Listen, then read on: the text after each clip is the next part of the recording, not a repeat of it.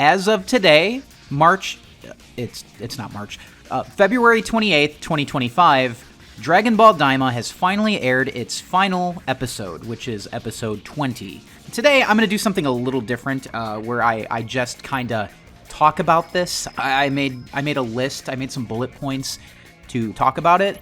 So this is going to be pretty candid, not scripted, nothing like that. I just want to get my thoughts out there before I forget them, because I just watched the episode. I've got a lot to say. I'm not going to be talking about just the final episode. I'm going to be talking about the entire series.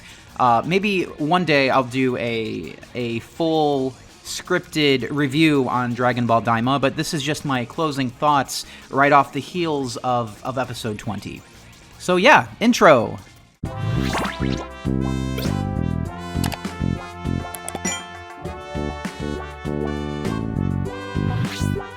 Okay, so Dragon Ball Daima. Well, it's a very interesting show. It's got lots of highs and lots and lots and lots of lows. So the general premise of Dragon Ball Daima is that the main characters, Goku, Vegeta, Kaioshin, all these characters, they get turned into children. Obviously, that's lifted from Dragon Ball GT, a series from about 30 years ago now, which is considered usually the weakest Dragon Ball show. So it's really strange that they would want to revisit this. Apparently, it's actually a lot more popular in Japan than it is overseas, but I digress. So, this bad guy named Goma, he's basically the heir to the throne of the demon realm, and he wants to become all powerful. But he views Goku and his friends as a threat because they defeated Majin Buu. So instead of just like wishing them all to be infants or just zapping their power away or something, he makes a wish from Shenlong to basically turn them all into first graders. So it's very similar to how Pilaf wished for Goku to be a kid on accident from the first episode of Dragon Ball GT. So from there, it's not just Goku though, it's him and his entire friends, which I think is a very interesting twist on the GT formula. So instead, they travel to the demon realm. Goku, Kaioshin, and new character Glorio, who comes from the demon realm seeking Goku's help. Because, he's the one who knew that Goku defeated Majin Buu. So once we get to the demon realm, it's mostly just Goku, Glorio, and Kaioshin, or Supreme Kai, whatever you want to call him. Actually, we learn his name, Nahare. That's actually really cool. I like that. But more on the lore tidbits later. Glorio isn't the only new character that we get introduced to. There's also several others, such as Pansy and Hibis. Am I pronouncing that correctly? Hibis? Hibis. It's Hibis. And there's some bad guys. We're led to believe that Arinsu is a villain, right? She's clearly teamed up, or at least doing her own thing, independent of Goma. She was originally, with Goma, but she backstabs him, because of course she would. But what's really interesting is that we get to see other more creations like akin to Majin Buu. We get Majin Ku and Majin Do. They are very reminiscent of Buu in some ways, but to me they have a lot more agency and a lot more going on upstairs.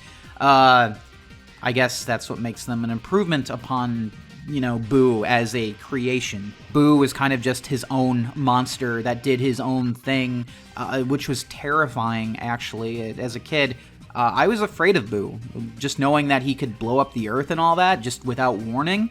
Dude was an animal. That scared the shit out of me. So those are basically the new characters, but story-wise, where does it go from here? It's basically just Goku, Glorio, and Kaioshin just traveling from place to place. Pansy joins them shortly after, same with Hibis, and they just go from place to place. They have to go from 3 different demon realms, or, levels of the demon realm. First, they start at World 3, and then they go to 2, then 1. So as they go through each realm or world, they meet different characters, such as Pansy's family. They meet giants, and most of the time, their ship is either being destroyed, broken down, or just out of commission. Remember, Goku is a child, so he loses a lot of his power, or at least that's kind of the excuse at first. You know, he has to learn how to fly again. But in the demon realm, it's a little different. It's just that the air is different. The atmosphere is working against him, and he has to relearn how to do it. I kind of liked it, you know, just him being turned into a child, being what is basically... It's like he needed it to be nerfed. So I basically liked Goku being turned into a child because it was a nerf that could have made the story interesting, like in GT, right? But no, it's just the realm itself, which is also interesting, but it makes me question what was the point of turning Goku back into a child. I mean, we all know the answer to that, and that's merchandise. The story basically goes on like this for about 20 episodes. Okay, it's actually more about 15. Between episodes 1 and about 17, I'd say, is just them, Goku traveling with Kaioshin and Glorio and all these other characters. Eventually, Bulma, Vegeta, and Piccolo join them, which is cool. I like that these characters get something to do, and it's not just Goku, right? I like that. Although I don't think Piccolo really does much, which is crazy coming off the heels of Dragon Ball Superhero, but whatever.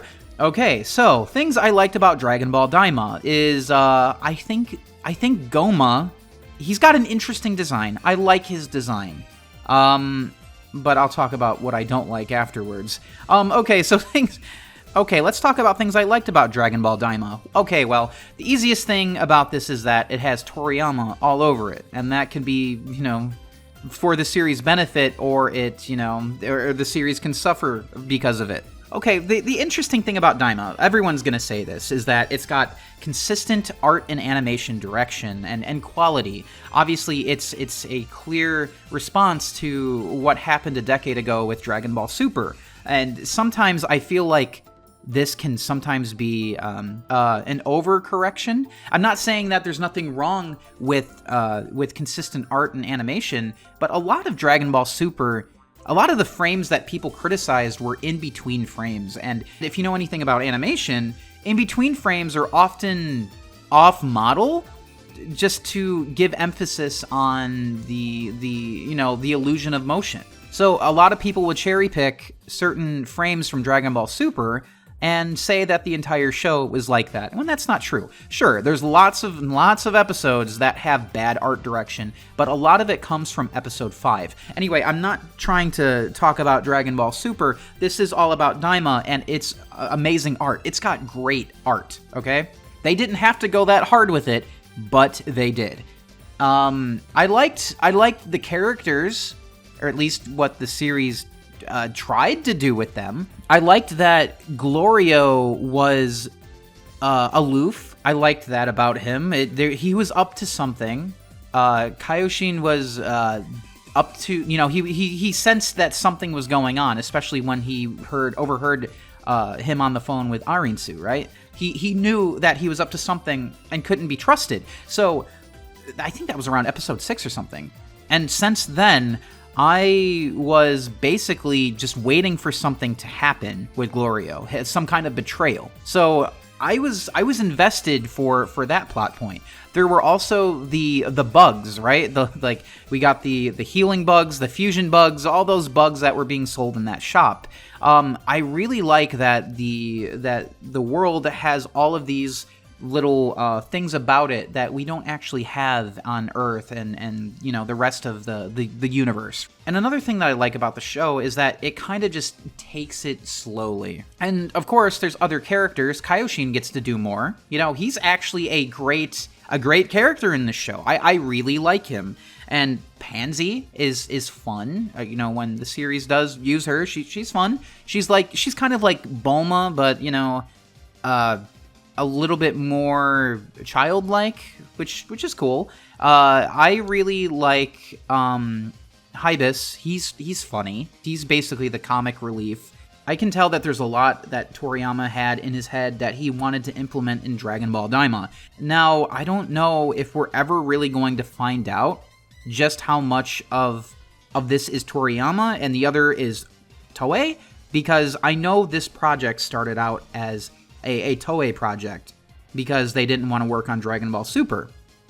And eventually, Akira Toriyama just got involved, and eventually it just kind of became his swan song before his untimely passing last year.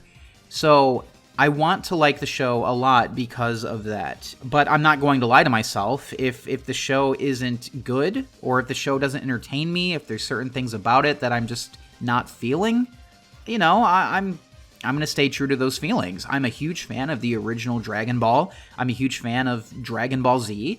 I like GT to an extent. It's got some cool ideas, great art, great music, kind of mid execution.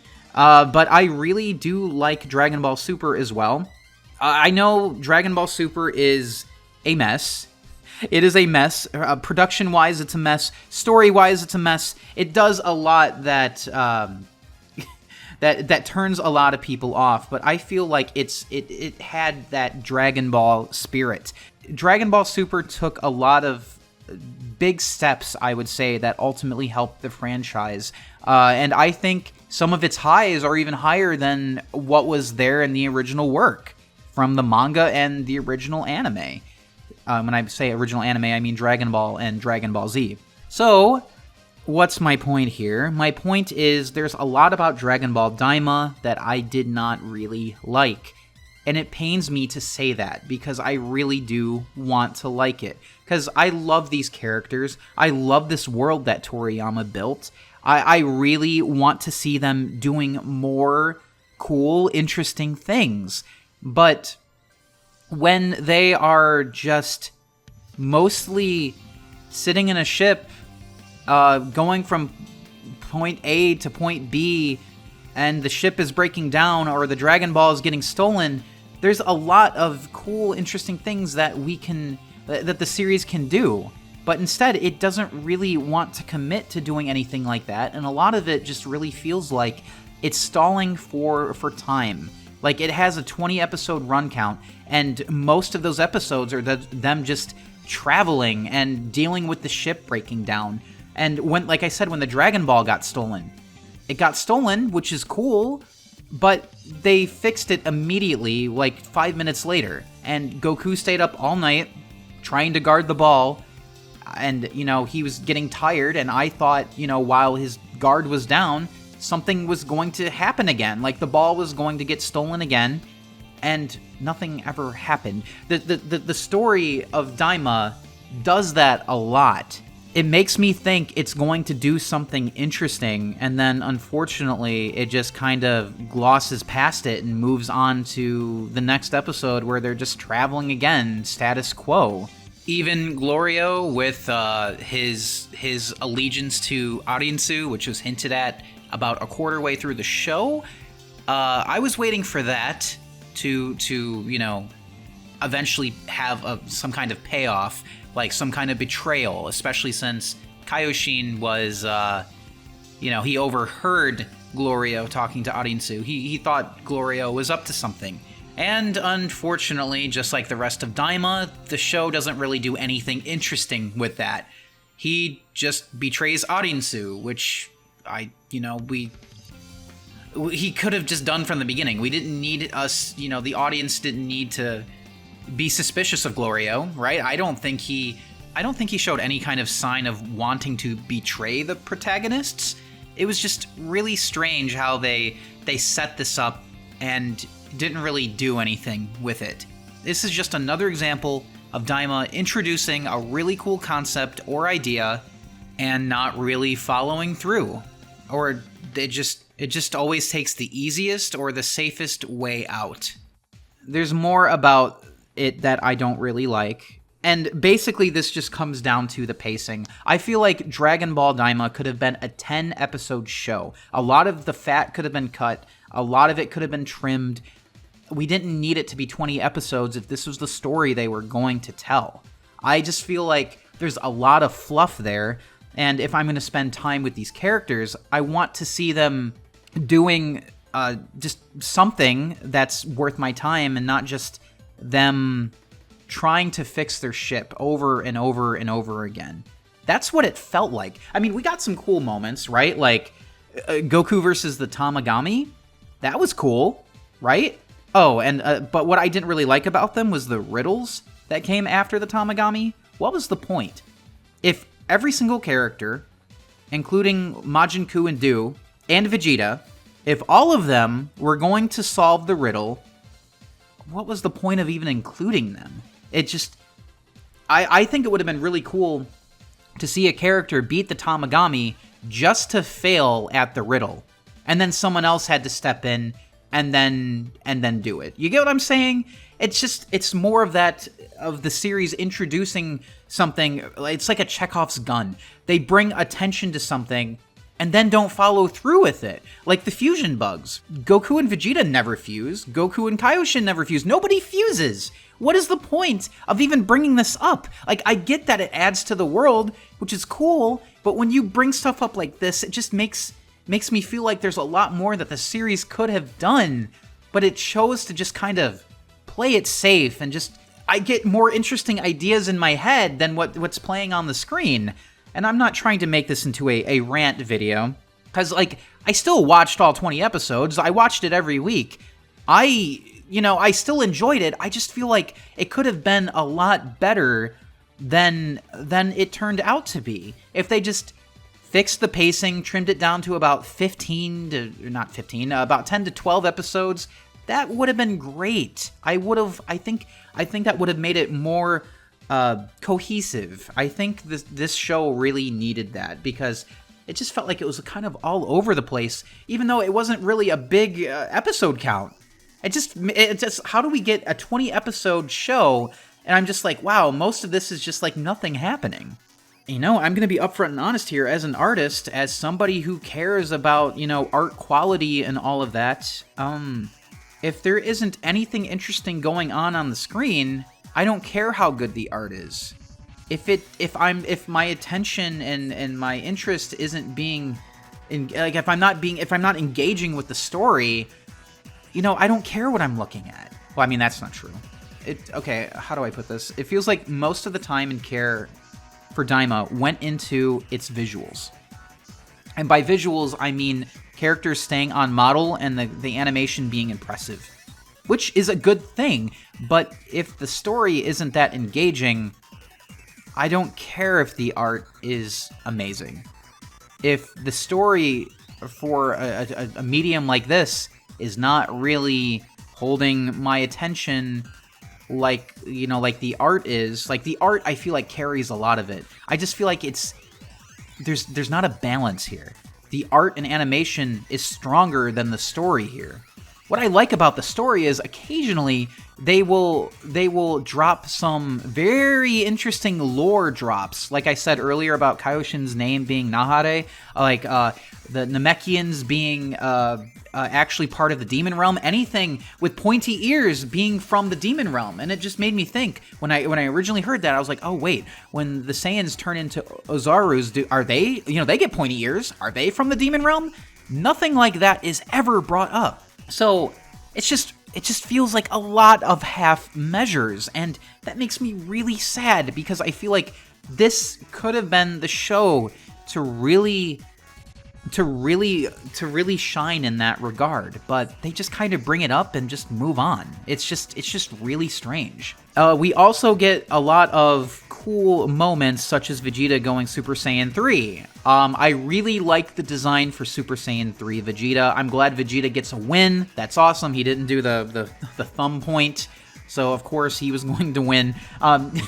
No, it's like I said, it's like moments like that, cool moments are sprinkled throughout, and just in throughout moments of a lot of downtime. It's like waiting for something interesting to happen. But once we got to the final few episodes, interesting things did happen.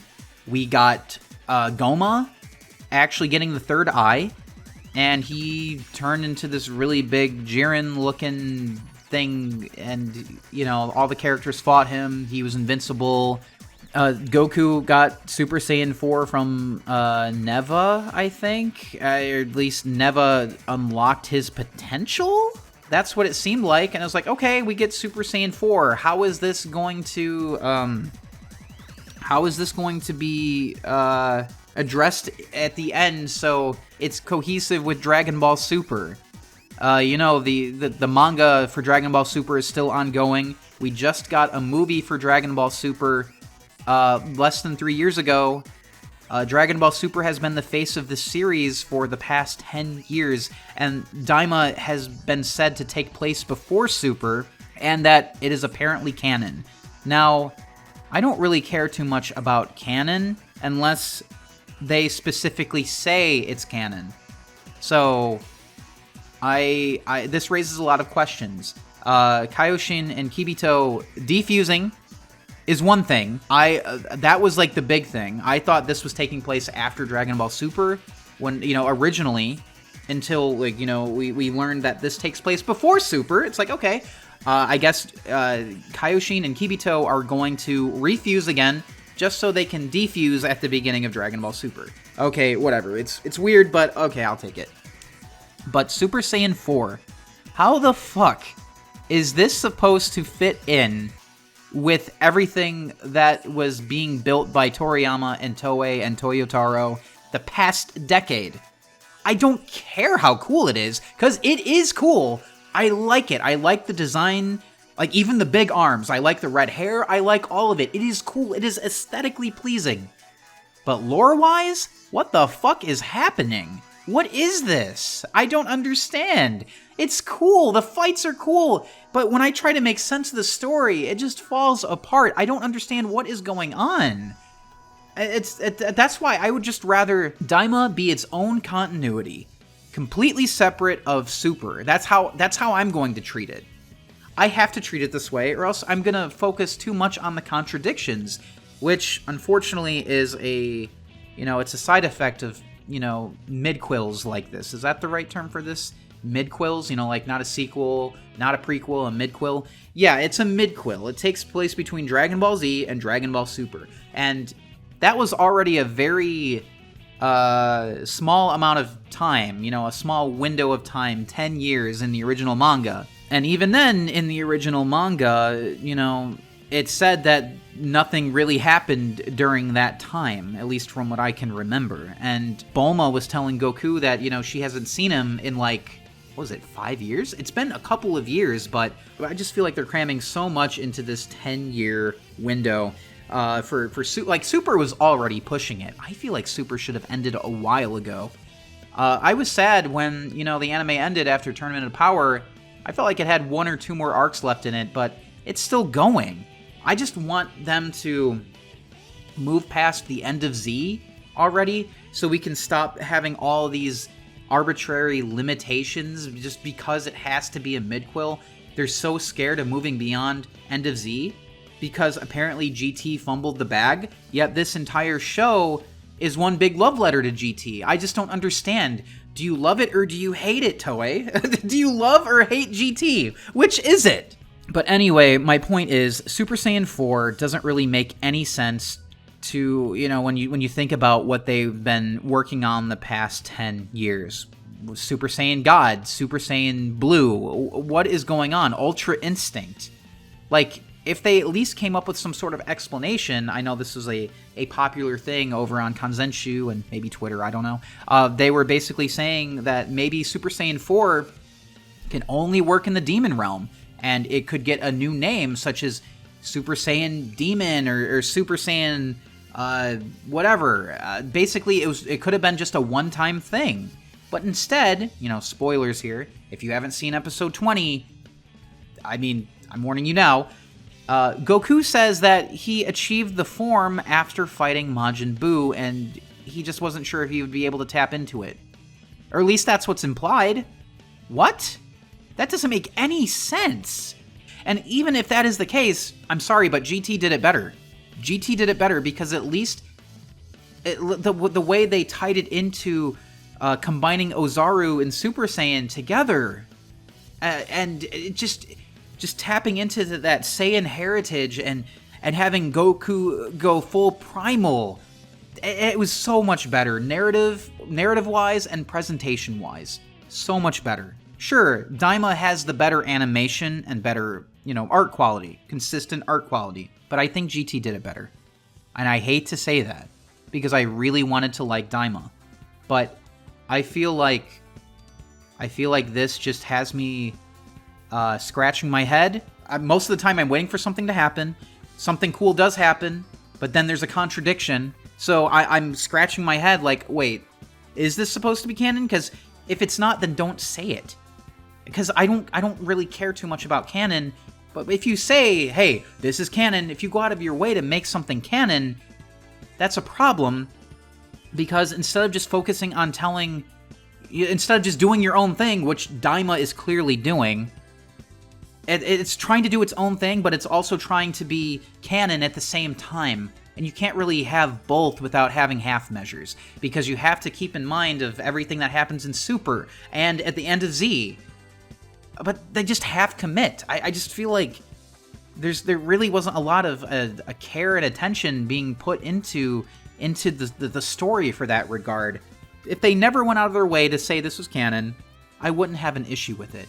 If it was just doing its own thing, like Dragon Ball Heroes or whatever, like, I don't care. That's its own thing. That's fine. But instead, it's just leaving me with more questions than answers. It's just so confusing. I don't know what to really say beyond that. I mean, again, this is just my initial impressions after watching episode 20. My thoughts could change. I will probably make another video on this, a scripted one, in the future. But this is just how I feel about it in this moment in time. There's a lot of cool lore drops, but at the same time, you get a lot of retcons and a lot of Chekhov's guns that don't go off. It's got great animation. It's got great art direction. Masako Nozawa really still has it in her. I really love her performance as Goku. I love that they never changed him, his voice when they, everyone else changed. But why couldn't we have Mayumi Tanaka for Krillin? But why couldn't we have her? I just don't understand. Okay, I mean, I do understand. It's probably because this was just a way to get this was probably just a way to get a new cast for these characters, because a lot of their voice actors, their seiyuu, are aging, which is a very unfortunate thing. Which is probably why most of the characters just sounded like slightly younger versions of themselves and not children. I really do feel like they're going to keep these voice actors in their back pocket for when, when life takes its toll on a lot of these very talented people, which it's really unfortunate to think about. I don't want to think about it, but it makes me wonder what was even the point of getting a new voice for Piccolo or Vegeta if they're just gonna sound practically the same. You get what I'm saying? It just sounds like they want to recast much younger voice actors to take over the helm when something does inevitably happen. I know this is kind of like a shitty thing to talk about. I don't really like talking about death or what have you, but it's a part of life, and clearly Dragon Ball is going to continue on with or without Toriyama and Masako Nozawa and everybody else involved. They're probably going to keep working on this until the wheels fall off, but even then, they're still going to try to keep working on it. So I think Dragon Ball isn't going anywhere. Unfortunately, people have a finite amount of time on this earth, and Dragon Ball is going to outlive all of us. That's my point. Closing thoughts. On a more positive note, I still really enjoyed it, despite me complaining about it here. I'm not trying to necessarily complain. I'm just saying this because I care. I really do love Dragon Ball. I support Dragon Ball. I've been a fan for over 2.5 decades now. I really love this series.